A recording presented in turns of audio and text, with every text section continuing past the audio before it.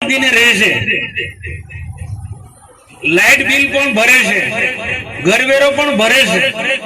15-20 વર્ષથી કોઈને કઈ દેખાયું ના, ને હમણાં 10 દિવસ નોટિસ આપવાનું ચાલુ કર્યું છે. એમનું વીજ કનેક્શન કાપી નાખ્યું છે. ભાઈ આ બહુ ગંભીર બાબત છે. પછી અધિકારીઓ એમ ના કે મનસુખ એમને તતરાવે છે. જે બી હોય તો અમારો સંપર્ક કરો ભાઈ મામલતદાર સાહેબ. આ બધું નહીં ચાલે.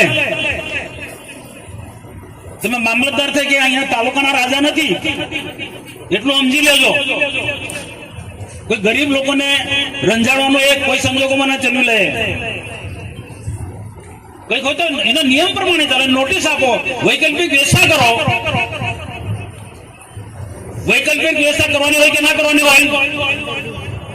ડીડીઓ શ્રી શું કહ્યું મેં? કોઈ ત્યાં તોડવાનું નથી.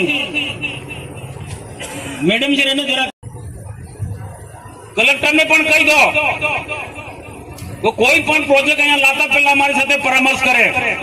કલેક્ટર કઈ એનો રાજા નથી ભાઈ. અમને શા માટે તમે છંછેડો છો? અમે વિકાસમાં માનીએ છીએ, તમારા પણ સહકારની જરૂર છે. એક હાથે તાળી નથી પડતી. વિકાસ કરવો હોય તો પદાધિકારી ને અધિકારીઓ ભલે સાથે મળીને, પણ ગરીબ જનતાને આદિવાસીને રંજાડવું ના હોય ને. કાયદો ભલે હોય પણ કાયદામાંથી પણ વ્યવહારિક રસ્તો કાઢવો પડે કે ના કાઢવો પડે.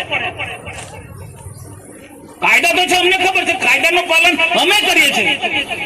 પણ આ કાયદાઓ થકી ગરીબોને આદિવાસીઓને રંજાડવાનું થોડું હોય.